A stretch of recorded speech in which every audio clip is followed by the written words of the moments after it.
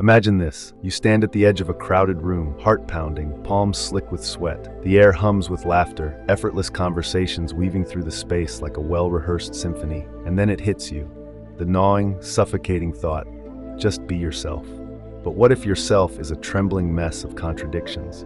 What if the version of you that emerges under pressure is clumsy, awkward, or worse, utterly unlikable? The advice echoes like a cruel joke, a mantra that promises liberation but delivers paralysis. Be yourself, as if identity is a fixed point, a static truth waiting to be uncovered, rather than a shifting shadow shaped by fear, desire, and the relentless gaze of others. Here's the paradox. The more desperately you try to be yourself, the more you fracture into performances, calculating every word, every gesture, every silence. The command doesn't free you, it tightens the chains.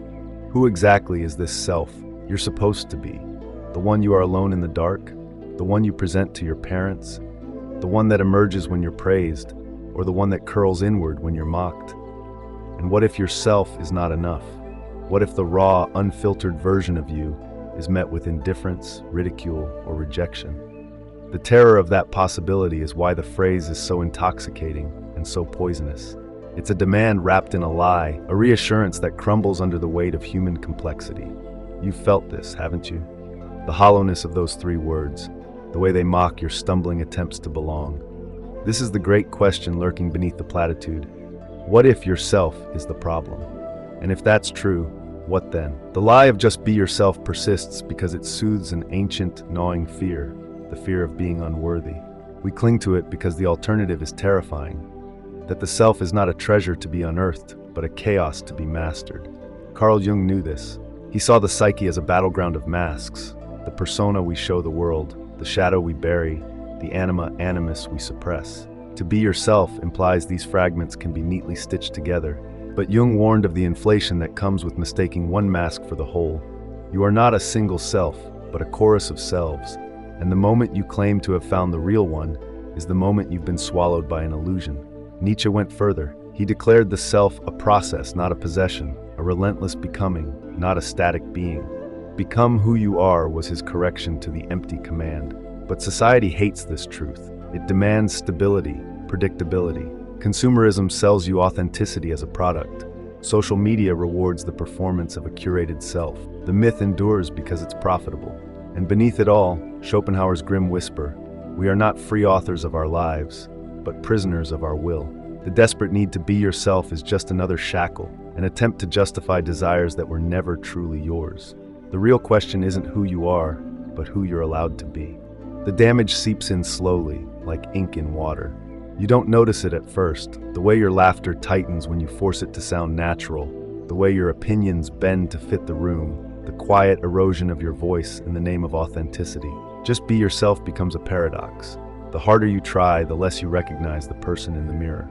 Cognitive science exposes the trap. The spotlight effect, that crushing certainty that everyone notices your every flaw, distorts your behavior into self-conscious rigidity. Imposter syndrome metastasizes, whispering that the real you is a fraud. And the cruelest twist, the brain's negativity bias ensures that every stutter, every awkward silence, every failed attempt to be natural burns brighter in your memory than 1,000 effortless moments. You become a prisoner of your own self-surveillance. Culturally, the myth breeds a generation paralyzed by the demand for originality. Social media amplifies the lie, turning identity into a performative act. Look how authentic I am, while algorithms reward conformity. The pressure to be yourself morphs into a new conformity, where rebellion is just another branded aesthetic. Even our language betrays us. Find your truth. Live your truth. As if truth were a static thing to be clutched like a trophy. Rather than a shifting current you must learn to navigate. And beneath it all, the unspoken terror. What if your true self is boring, or broken, or unlovable? So you contort, you edit, you preempt rejection by rejecting yourself first. The consequence isn't liberation, it's a life half-lived, a voice muted before it ever finds its pitch. This is the silent toll of the myth. It doesn't free you, it fractures you. The escape begins with a blasphemous thought. What if you're not meant to be yourself at all? Consider the actor who loses themselves in a role, the musician who dissolves into the music, the athlete who becomes pure motion. Their genius lies not in self-expression, but in self-forgetting. Nietzsche called this becoming what one is, not by digging inward, but by reaching outward, shaping yourself through action, struggle, and experimentation. The rebellion is this: stop trying to be and start practicing becoming. Adopt the mindset of a sculptor, not an archaeologist. You are not uncovering some pre-carved statue of a true self. You are hacking at raw marble with every choice, every failure, every moment of courage. The French existentialists knew this. Sartre insisted we are condemned to be free, that identity is forged through decisions, not discovered like a relic. Try this instead of be yourself. Don't just be yourself. That's a prison of your own making.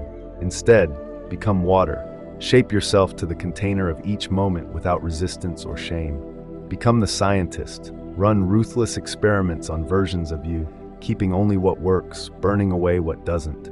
Become the architect of your own evolution. Burn away the illusion that you're some fixed, unchanging entity.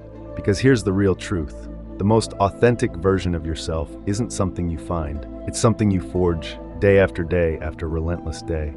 Authenticity isn't something you are. It's something you do, relentlessly. Here is the secret they never taught you. You are not a noun. You are a verb. The self is not some buried treasure waiting to be unearthed. It is the sum total of every action you've taken, every thought you've entertained, every threshold you've crossed. The Buddhists knew this. They called it anatta, the doctrine of no self. The existentialists knew it too. You are nothing but your choices. Even modern neuroscience confirms it. Your brain rewires itself with every experience. You are not a static entity. You are a process. This is why just be yourself is not only useless, it's dangerous. It implies you have a fixed essence to which you must remain loyal, when in truth, you are a storm of potentialities. The goal is not to find yourself, but to create yourself, moment by moment. So forget authenticity. Pursue alignment, not with some mythical true self, but with the person you choose to become. Let go of the need to be real. There is only one question that matters now. What will you do next? The answer is the only self that has ever existed.